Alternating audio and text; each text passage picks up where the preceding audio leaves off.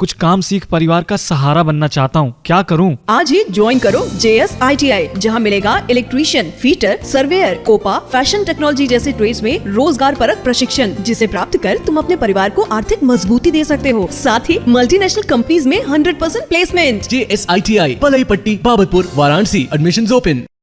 Good morning student, मैं Mahesh Tiwari, fitter instructor JS ITI की इस ऑनलाइन वीडियो पोर्टल पे आपका स्वागत है। और आज का टॉपिक होगा फ्लूइड पावर। जैसा कि यहाँ लिखा हुआ है, fluid power, pneumatic, hydraulics and their comparison. तो सबसे पहले हम देखेंगे फ्लूइड पावर क्या होता है।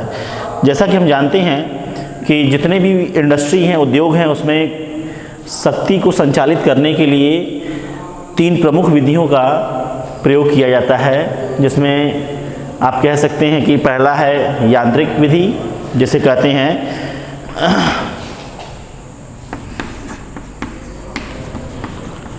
Mechanical transmission. ठीक है, अगर इसका एग्जांपल लेते हैं तो हम बात करेंगे, जैसे मैकेनिकल ट्रांसमिशन में गियर है, चैन है, पुलीज हैं और बेल्ट है। ठीक है, इस तरीके से। अब दूसरा देखते हैं, तो दूसरा क्या है? दूसरा है इलेक्ट्रिकल ट्रांसमिशन।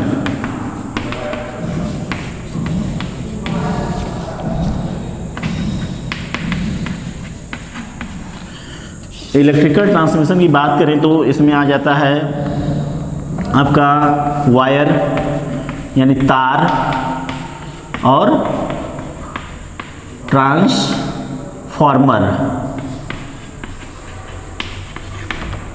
ठीक है, और तीसरा है फ्लूइड पावर। तो फ्लूइड पावर में आ जाता है आपका गैस एंड लिक्विड। ठीक है, तो यहाँ हम देखते हैं कि फ्लूइड पावर जो होता है वो क्या होता है? गैस और लिक्विड के द्वारा पावर का ट्रांसमिशन होता है। तो हम देखते हैं सबसे पहले उद्योगों में जो आपके पावर का ट्रांसमिशन है वो 3 विधियों द्वारा होता है। मैकेनिकल ट्रांसमिशन, जिसे कहते हैं यांत्रिक संचरण, दूसरा है इलेक्ट्रिकल, जिसे कहते हैं विद्युत, और तीसरा है फ्लूइड पावर, जो क्या है आपका गैस और लिक्विड से पावर का ट्रांसमिशन होता है। तो अब हम, जैसा कि हमने टॉपिक लिखा है फ्लूइड पावर, तो हम फ्लूइड पावर के बारे में डिटेल में समझेंगे। ठीक है,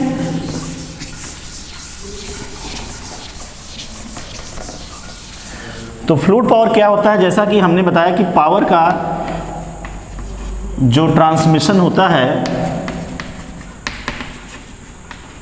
वो या तो लिक्विड से हो सकता है, जिसे कहते हैं तरल, और दूसरा हो सकता है गैस। ठीक है, जिसे हम हवा बोल सकते हैं। ठीक है, तो अगर लिक्विड की बात करें तो इसमें हम देखते हैं तरल में क्या क्या चीज़ें आती हैं। जैसे ये ऑयल आ जाता है, ठीक है, पानी आ जाता है, और भी कुछ विशेष प्रकार के सॉल्यूशन होते हैं जिसमें हम फ्लूइड पावर में इन सभी तरल का जो है प्रयोग किया जाता है। ठीक है, आप देखे होंगे जैसे कि बहुत से ऐसे मशीनरी हैं जिसमें कि हम हाइड्रोलिक सिस्टम से किसी भी वस्तु को क्या करते हैं? लिफ्ट करते हैं, उठाते हैं। ठीक है, या एक स्थान से दूसरे स्थान पे भेजते हैं। और दूसरी चीज़ हम देखते हैं कि अगर देखते हैं गैस का अगर माध्यम है तो उसमें भी कई प्रकार के गैसेज हो सकते हैं, तो इसे कहते हैं न्यूमेटिक पावर। और तरल की बात करते हैं तो इसे कहते हैं हाइड्रोलिक पावर। ठीक है, तो ज़्यादातर हम हाइड्रोलिक पावर का कहाँ प्रयोग करते हैं? जहाँ पे हमें भारी से भारी वजन चीज़ों को उठाना पड़ता है। और न्यूमेटिक पावर का कहाँ प्रयोग करते हैं? जहाँ पे हमें कि एक तरीके से किसी भी मशीनरी चीज़ों को क्या करना है? खोलना है या बंद करना है। जैसे कि आप देखे होंगे ऑटोमोबाइल इंडस्ट्री में, जैसे कि 4 व्हीलर हमारे गाड़ियां हैं, तो उसमें क्या करते हैं? किसी भी नट बोल्ट या स्क्रू को खोलने या कसने के लिए वहाँ न्यूमेटिक सिस्टम का प्रयोग करते हैं। लेकिन अगर जेसीबी की बात करें या फिर हम देखते हैं कि जब रोड कंस्ट्रक्शन होता है या फिर कोई बहुत बड़ी बिल्डिंग या ट्रेन एक्सीडेंट होता है तो वहाँ भारी से भारी चीज़ों को उठाने के लिए हम क्या करते हैं, जेसीबी का प्रयोग कर लेते हैं। हाँ, तो वहाँ पे क्या होता है कि वो जो चलता है सिस्टम किससे चलता है, तरल के माध्यम से होता है। Difference between the pneumatic and hydraulic power, ठीक है। तो यहाँ पे हम देखते हैं न्यूमेटिक में क्या है। सबसे पहला पॉइंट देखेंगे कि न्यूमेटिक पावर के लिए गैस यानी हवा का प्रयोग किया जाता है, ठीक है। अब हम देखते हैं यहाँ पे हाइड्रोलिक में लिख सकते हैं यहाँ पे, जबकि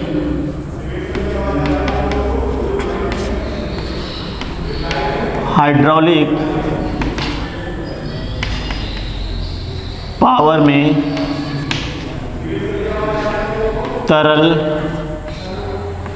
अथवा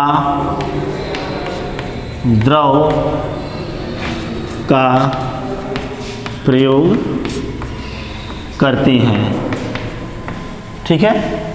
दूसरा अगर डिफरेंस देखते हैं तो यहाँ पे हम लिख सकते हैं कि न्यूमेटिक सिस्टम में हवा को वातावरण से यानी एटमॉस्फेयर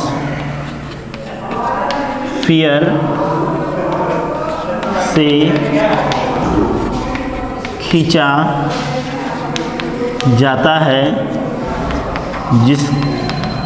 जिसकी शुद्धि के लिए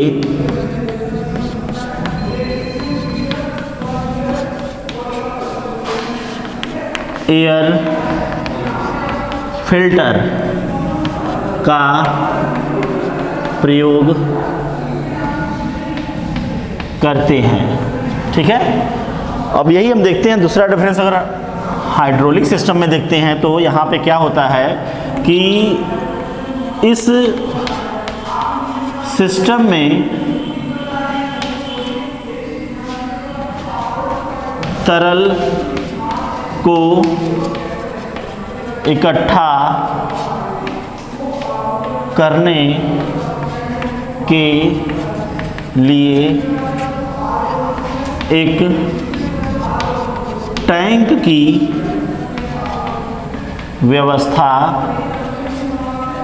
होती है, जिसके द्वारा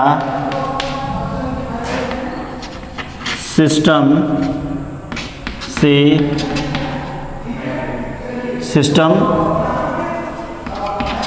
टैंक से तरल को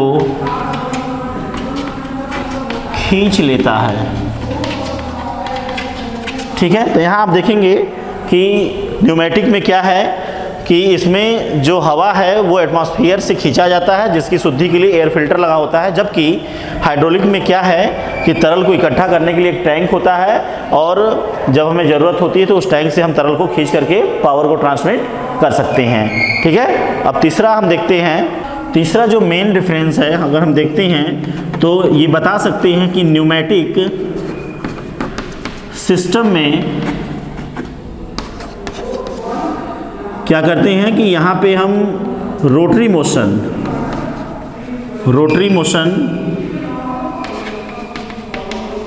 न्यूमेटिक सिस्टम में रोटरी मोशन होता है, या कह सकते हैं कि इस सिस्टम का प्रयोग रोटरी मोशन के लिए करते हैं। और यहाँ पे अगर हाइड्रोलिक की बात करते हैं तो हाइड्रोलिक सिस्टम में भारी व वजनी वस्तुओं को उठाने का प्रबंध किया जाता है। यानी हम बोल सकते हैं कि न्यूमेटिक सिस्टम में हम क्या करते हैं, रोटरी मोशन, न्यूमेटिक सिस्टम का प्रयोग हम रोटरी मोशन, वृत्तीय गति के लिए करते हैं, जबकि हाइड्रोलिक सिस्टम में का प्रयोग हम क्या करते हैं, भारी वस्तुओं को उठाने के लिए करते हैं, यानी लिफ्टिंग एप्लायंसेज। ये हाइड्रोलिक सिस्टम का प्रयोग कहाँ करते हैं, लिफ्टिंग एप्लायंसेज।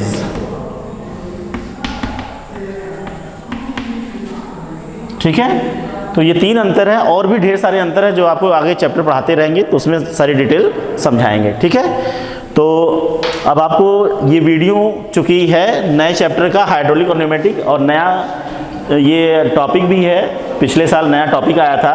तो आप लोग इस चैप्टर को ध्यान से पढ़ें, समझें, और इस वीडियो को ज़्यादा से ज़्यादा देखें। इसमें से क्वेश्चन भी अराइज करें, जो भी समझ में नहीं आती है कमेंट करें, और बेल आइकॉन लाइक बटन दबाना ना भूलें। धन्यवाद।